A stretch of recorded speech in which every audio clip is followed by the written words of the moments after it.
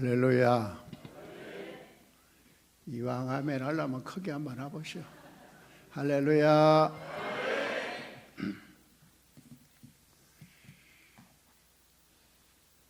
제가 날마다 기도하는 교회가 3개가 있습니다. 첫째로는 제가 심호했던 광암교회, 두 번째로가 우리 민들레 교회입니다. 우리 사랑하는 우리 신동재 목사님, 다른 목사님들은 이름을 다 잊어버렸는데 신동재 목사님 이름은 안 잃어버려요. 내가 왜냐하면 날 기도하니까 그러는 것 같아요. 우리 민들레 교회 빚도 다 갚고 이쪽 교회에서 가장 큰 교회로 부흥돼서 하나님께 영광 돌리는 교회 되게 해달라, 제가 늘 기도합니다. 또 하나는 제가 나가는 화전교회를 위해서 제가 기도하고 있습니다. 특별히 오늘 우리 민들레 교회에서 말씀을 선포할 수 있게 해주신 하나님께 영광을 돌리고, 또 우리 당회원과 교우 여러분들께도 감사를 드립니다. 제가 은퇴를 하고 나니까 깨달은 게 있어요. 과거에는 내가 설교를 잘해서 교인들이 은혜 받고 변화되는 줄 알았는데 그게 아니더라고요. 내가 아무리 말을 잘하고 설교를 잘한다 하도 그게 성도들의 변화를 이끌어 갈 수가 없어요. 그 어떻게 해야 되나? 첫째로는 성령께서 역사하셔야 됩니다. 성령께서 역사하실 때에 우리는 은혜를 받고 변화를 받을 수 있어요. 또 하나는 하나님의 말씀이 선포될 때에 나에게 주시는 말씀으로 아멘으로 받으면 우리 마음속에 변화가 일어나게 될 줄로 믿습니다. 한번 기도합시다. 자비로우신 하나님, 이 시간에 부족한 종이 하나님의 말씀을 대언고자 합니다. 우리 하나님께서 이 시간 우리의 귀를 열어주셔서 말씀을 들을 때에 깨닫게 하시고 아멘하게 하시고 변화되게 하여 주시옵소서. 예수님의 이름으로 기도하옵나이다. 아멘.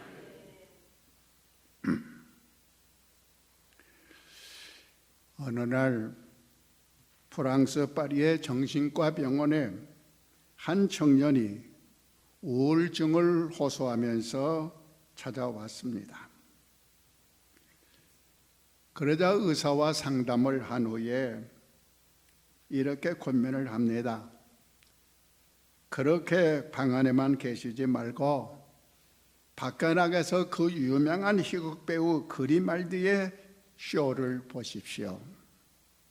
그 쇼를 보고 나면 한결 기분이 나아질 것이고 인생이 달리 보일 것입니다.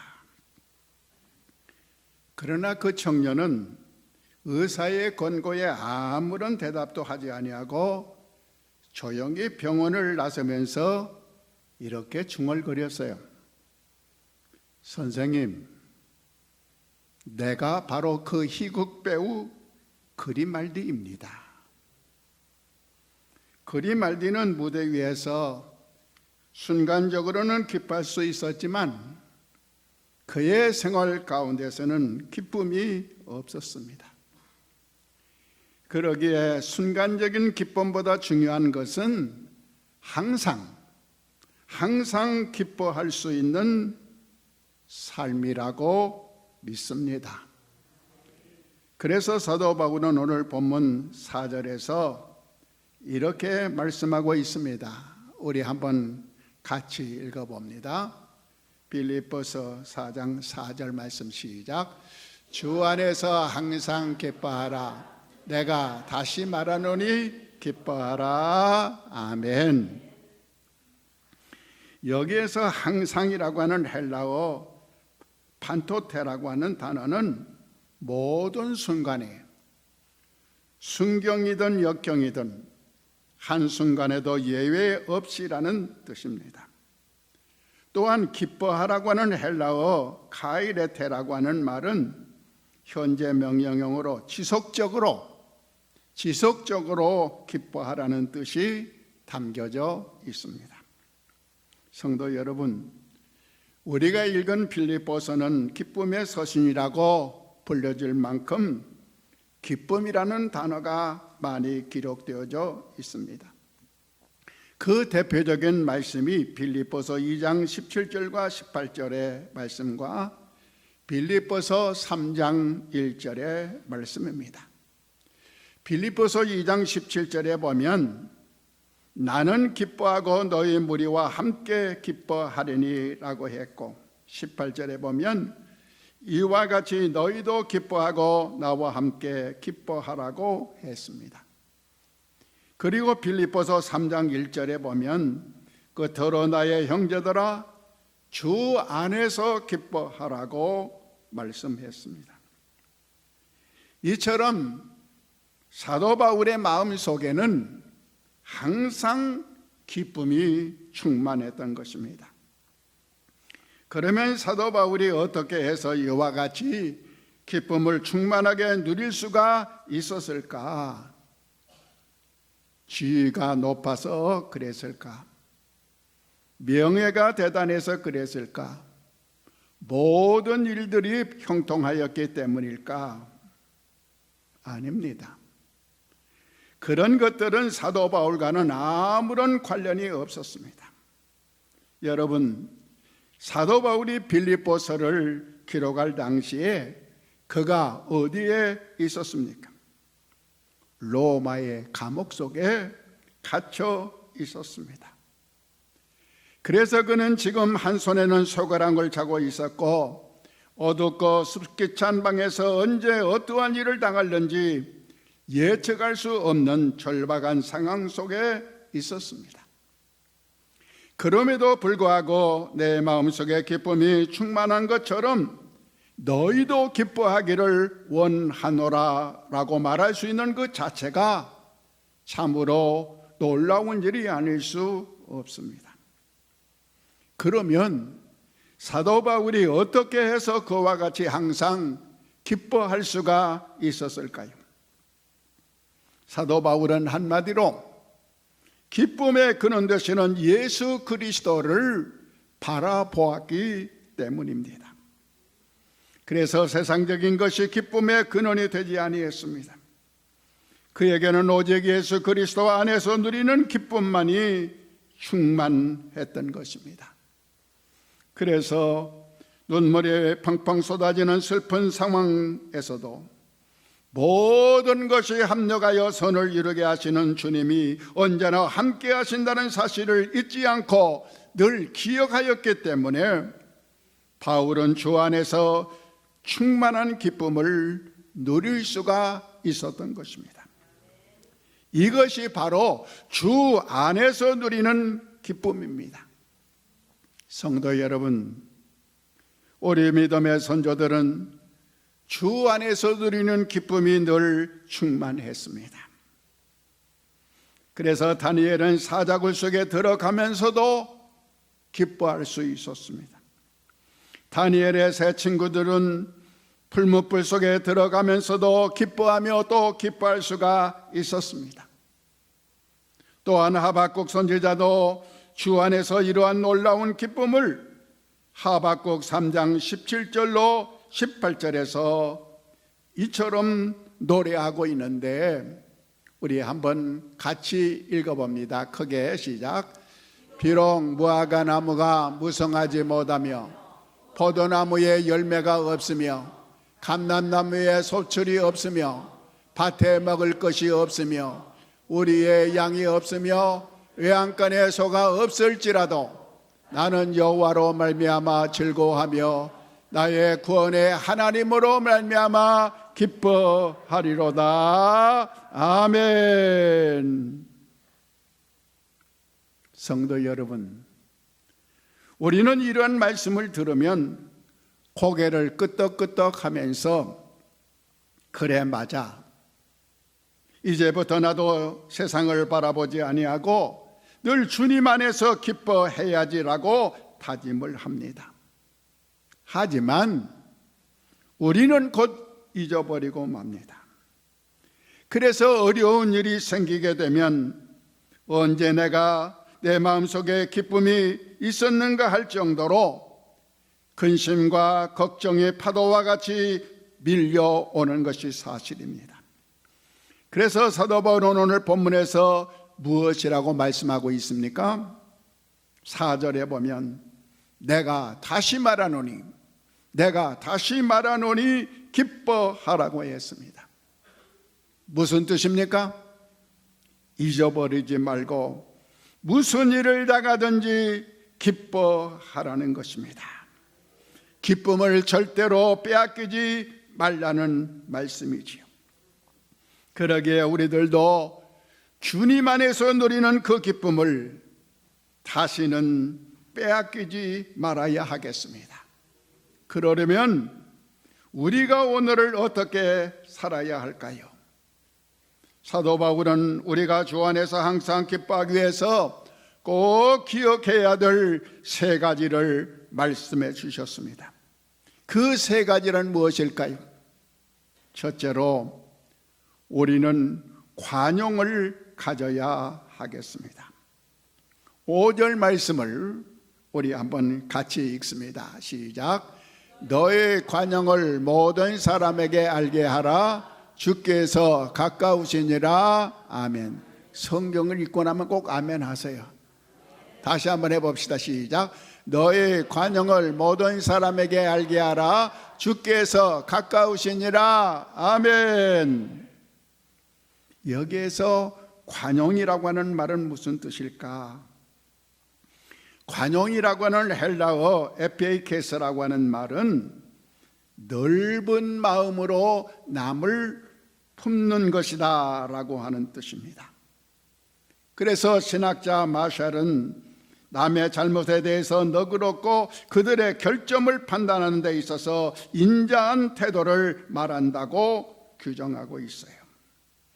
그러므로 관용이라고 하는 말은 너그러운 마음으로 남을 품고 인자한 태도를 보이는 자세, 곧 넓은 마음과 아량을 의미한다고 할 수가 있습니다. 성도 여러분, 왜 우리의 마음속에 기쁨이 없습니까? 왜 여러분의 마음속에 기쁨이 없습니까?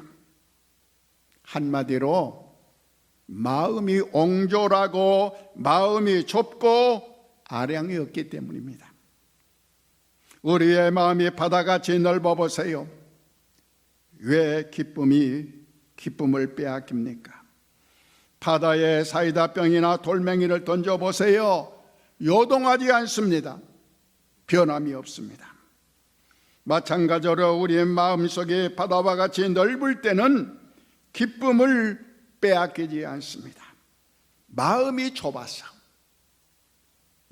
좁아서 다른 사람을 이해하지 못하고 시기하고 질투하고 미워하며 비방하는 이런 것들이 우리 마음속에 도사리고 있기 때문에 우리의 마음이 기쁨이 없어지고 사라지게 되는 것입니다. 여러분, 사도 바울을 보세요. 얼마나 그 마음이 넓었습니까? 빌립보서 1장을 보면 사도 바울이 로마 감옥에 갇혔을 때에 빌립보 교회 성도들이 그를 위해 끊임없이 기도할 뿐만 아니라 선교 헌금을 모았습니다. 그리고 에바브로 디도를 바울에게 보내어서 선교 헌금을 전달하고 성도들의 사랑과 위로의 말을 전달했습니다. 그때 사도 바울의 마음이 얼마나 기쁘고 감사했겠습니까? 그래서 기쁨이 충만해서 기록한 서신이 빌립보서입니다. 바로 이 빌립보서 속에서 사도 바울은 자기의 심정과 사정을 허심탄회하게 전했습니다. 빌립보서 1장 12절에 보면 형제들아, 내가 당한 일이 도리어 복음 전파의 진전이 될 줄을 너희가 알기를 원하노라 하였습니다. 사도 바울은 자신이 감옥에 갇혀 있는 것으로 인하여 염려하고 있는 빌립보 교회 성도들에게 걱정하지 말라고 도리어 위로하면서 자기가 감옥에 들어가 있으므로 오히려 복음 전파에 도움이 되었다라고 증언을 하고 있습니다. 그러면서 빌립보서 1장 13절에서 이러므로 나의 매임이 그리스도 안에서 모든 시대 안과 그 밖의 모든 사람에게 나타났으니 라고 소개하고 있습니다. 사도 바울이 로마 감옥에 갇혀 있음으로 말미암아 그를 지키고 있는 모든 시대 사람들에게 비로소 복음이 전파되었고 마침내 로마 제국 전체를 복음으로 점령할 수 있게 되었던 것입니다. 그런데 빌립보서 1장 14절에 보면 사도 바울이 감옥에 갇혔을 때에 다수의 형제들은 선한 마음을 가지고 복음을 전했습니다. 그러나 1장 15절 이하에 보면 사도 바울을 시기하고 미워하며 비방하는 자들은 사도 바울이 감옥에 갇혔으니 잘됐다, 이제는 우리 세상이다, 우리가 우리 편을 좀 만들자라는 순수하지 못하고 악한 마음으로 복음을 전파했습니다. 그런데 이 소식이 사도 바울에게 전해졌을 때에 사도 바울은 어떠한 반응을 보여주었습니까? 빌립보서 1장 17절에 보면 그들은 나의 매임에 괴로움을 더하게 할 줄로 생각하여 순수하지 못하게 다툼으로 그리스도를 전파하느니라고 했습니다. 여러분, 그런데 이때에 사도 바울을 보십시오. 만일 그가 자기를 비방하고 괴롭히는 자들의 소식을 들었을 때에 그의 마음이 옹졸하고 그들을 품지 못했다면 화가 치밀어 올랐을 것입니다. 미워하는 마음, 악감정도 가질 수 있었을 것입니다. 그러나 사도 바울은 어떠한 반응을 보여주었습니까? 빌립보서 1장 18절을 우리 함께 읽어봅니다. 자, 시작. 그러면 무엇이냐? 거칠애로 하나 참으로 하나 무슨 방도로 하든지 전파되는 것은 그리스도니 이로써 나는 기뻐하고 또한 기뻐하리라. 아멘. 사도 바울은 오히려 기뻐하고 기뻐했다고 했습니다. 우리는 이 말씀을 통해서 사도 바울의 그 넓은 마음과 아량을 미루어 짐작할 수가 있습니다. 그러므로 사랑하는 성도 여러분, 우리들도 사도 바울처럼 언제나 넓은 마음, 너그러운 마음을 가져야 하겠습니다. 여러분, 우리가 살면은 얼마를 더 살겠습니까? 오늘 본문 5절에 보면 주께서 가까우시니라고 하였습니다. 잠시 잠깐 두면 우리 모두 주님 앞에 서게 됩니다. 사랑이 실증장인 이 세상에서 우리가 사랑을 베풀어도 다 베풀지 못하고 주님 앞에 서게 될 텐데 왜 우리가 다른 사람을 미워하고 비방하며 모략하겠습니까? 그러므로 우리는 잠시 잠깐 뒤에 우리가 주님 앞에 서게 된다는 사실을 생각하면서 이제는 모든 사람에게 사랑과 너그러움과 아랑을 베풀며 살아가는 성도들이 되십시다. 그래서 주 안에서 항상 기뻐하는 삶을 살아가는 민들레 교회 모든 성도들이 되시기를 주의 이름으로 축원합니다. 축원합니다. 둘째로 아무것도 염려하지 말라고 했습니다. 성도 여러분, 기쁨의 최대의 적이 무엇인 줄 아십니까? 염려하는 것입니다. 우리 마음속에 근심과 걱정과 염려가 자리 잡게 되면 기쁨이 자리 잡을 장소가 없어지고 맙니다. 그래서 오늘 본문 6절에 아무것도 염려하지 말라 권면하고 있습니다. 아무것도 염려하지 말라. 여러분, 기독교의 사전에는 염려라고 하는 단어가 있을 수 없습니다. 민들레교회 성도 여러분, 여러분에게 건강에 문제가 있습니까? 혹시나 고질적인 질병으로 인해서 염려하시는 분이 계십니까? 자녀의 문제가 있습니까? 경제적으로 어렵습니까? 사업에 문제가 있습니까? 우리 믿는 사람들에게는 아무것도 염려거리가 되지 않는다는 사실을 기억하시기 바랍니다. 예수님은 공중에 나는 새 한 마리일지라도 하나님께서는 잊지 아니하시고 다 먹이신다고 말씀하셨어요.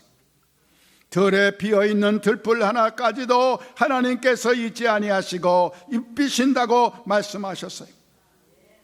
그러면서 마태복음 6장 30절에 오늘 있다가 내일 아궁이에 던져지는 들풀도 하나님이 이렇게 입히시거든 하물며 너희 일까보냐 믿음이 적은 자들아 라고 주님은 제자들을 책망하셨던 것입니다. 여러분 왜 우리가 염려합니까? 여러분이 신앙생활 한다고 하면서도 왜 염려하십니까? 하나님을 온전히 믿지 못하기 때문입니다.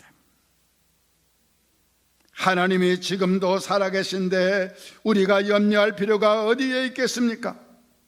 여러분, 염려하지 마세요. 염려하지 마세요.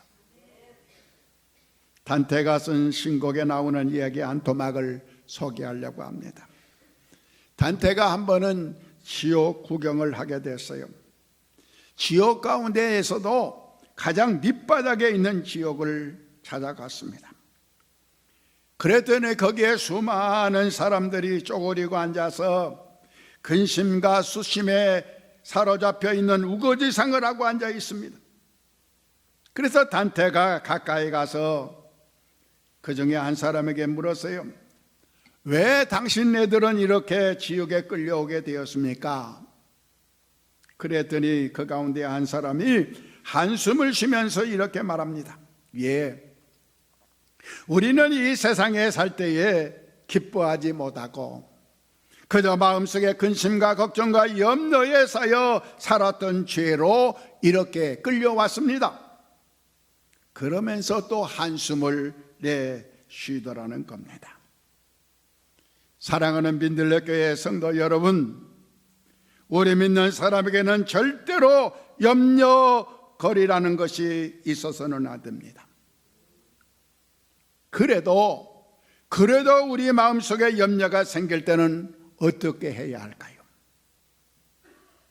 그럴 때는 베드로전서 5장 7절의 말씀을 암송하며 기억하시기를 바랍니다. 한번 크게 읽어봅니다. 시작.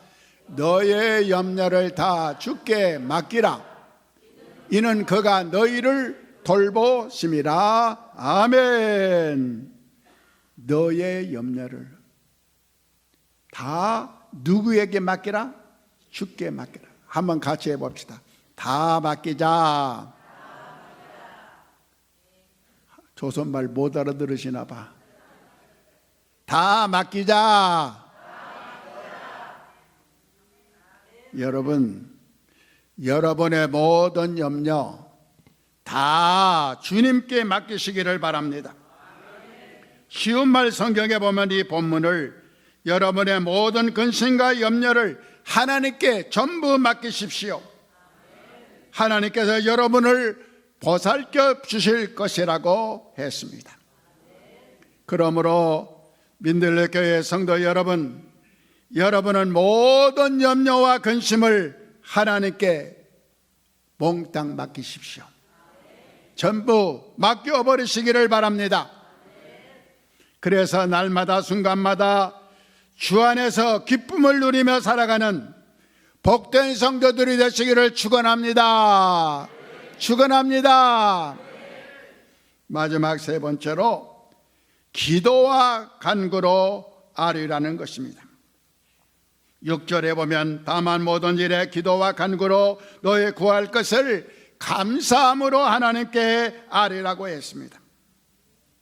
여러분, 우리가 어려운 문제가 생길 때에 나를 바라보고 세상을 바라보게 되면 염려가 됩니다.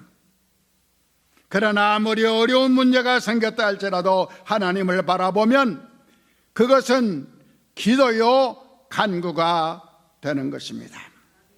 그래서 오늘 본문 6절에 보면 간구라고 하는 말, 헬라어 데세이라고 하는 말은 하나님께 필요한 것을 요청하며 구하는 기도라고 했습니다.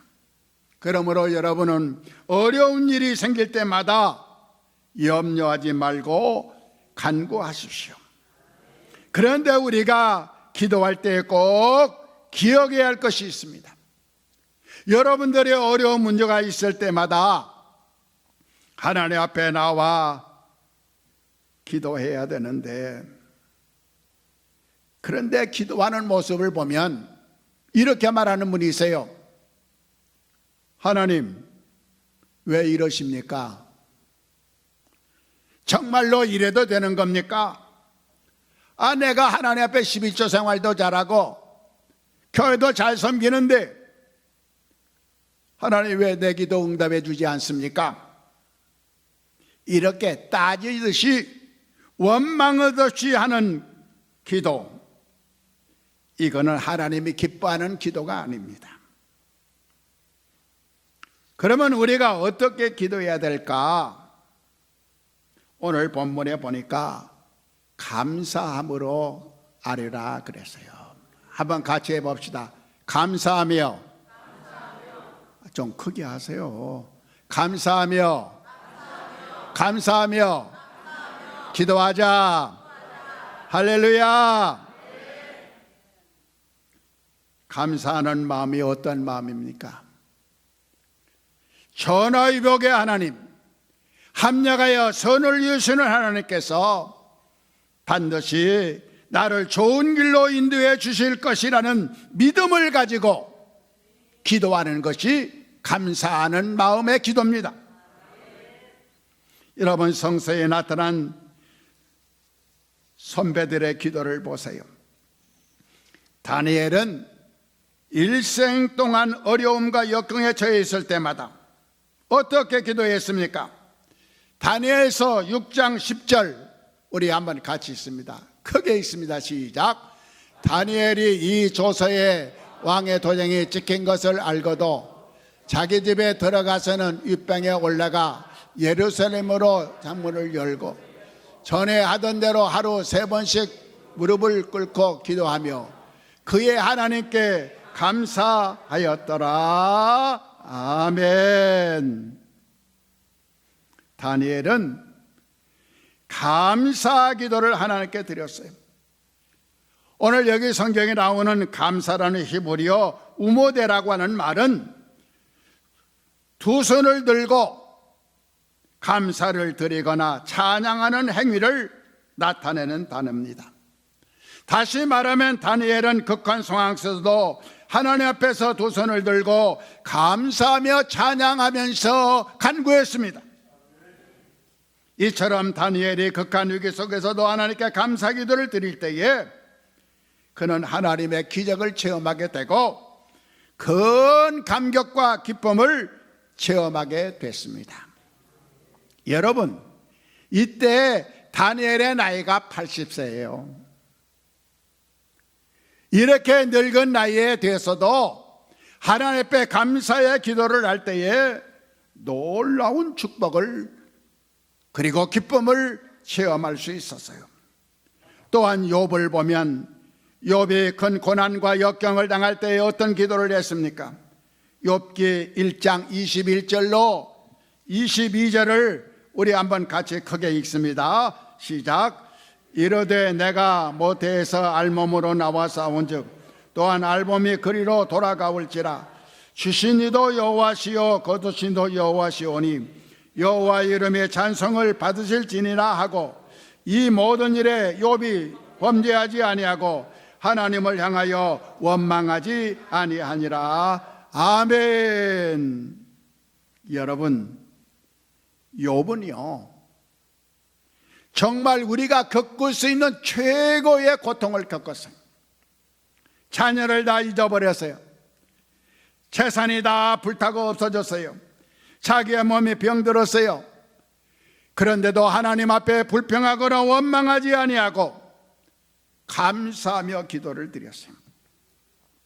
여러분, 욥이 이렇게 기도한 결과가 어떻게 되었습니까? 욥기 42장 10절로 17절에 보면 자식과 재산과 수명에서 갑절의 축복을 노년에 누리게 된 것을 우리는 발견할 수 있습니다. 그러게 욥은 노년에 얼마나 기뻐하고 즐거워했겠습니까?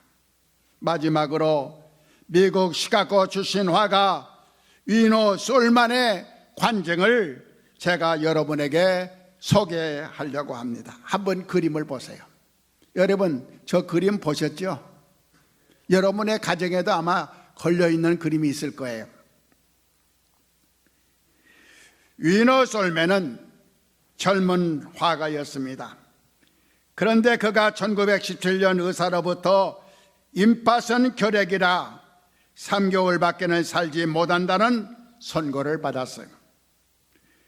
그러자 그는 부인과 곧 태어날 아이를 걱정했습니다. 그때에 솔만의 부인이 말합니다. 여보, 우리 3개월의 삶을 더 주신 하나님께 감사의 기도를 드립시다. 그리고 그 3개월간 우리를 최대한으로 써달라고 하나님께 기도합시다. 그러면서 부부가 둘이 무릎을 꿇고 기도하기를 시작했어요. 이렇게 위노 솔만은 3개월 동안 감사기도 하면서 오늘 저 그림, 그리스도의 얼굴이라고 하는 예수님의 초상화를 그렸습니다. 이 그림이 수백만 장으로 복사가 돼가지고 세계에 퍼지기 시작하고 한국에까지 와서 걸리는 명화가 되었습니다. 그리고 그의 몸에도 기적이 일어나서 3개월밖에 못 산다는 그 사람이 장수의 복을 누리게 됐어요. 그때 솔만이 얼마나 기쁘고 감사했겠습니까? 이와 같이 감사기도는 우리에게 기적을 맛보게 할 뿐만 아니라 기쁨을 누리게 하여 주신다는 사실 기억하시기를 바랍니다. 그러므로 우리는 어떠한 상황에서도 염려하지 말고 감사함으로 기도하십시다. 그러면 하나님께서 우리에게 기쁨과 평강을 주실 줄로 믿습니다. 사랑하는 민들레교회 성도 여러분, 여러분은 주 안에서 항상 기뻐하며 살기를 원하십니까? 그렇다면 항상 넓은 마음, 너그러운 마음을 가지고 사십시오. 모든 염려를 하나님께 맡기십시오. 그리고 항상 감사함으로 기도하십시오. 그래서 주님께서 주시는 기쁨과 평강을 날마다 체험하며 살아가는 우리 민들레교회 온 성도들이 되시기를 주님의 이름으로 축원합니다. 축원합니다. 기도합시다.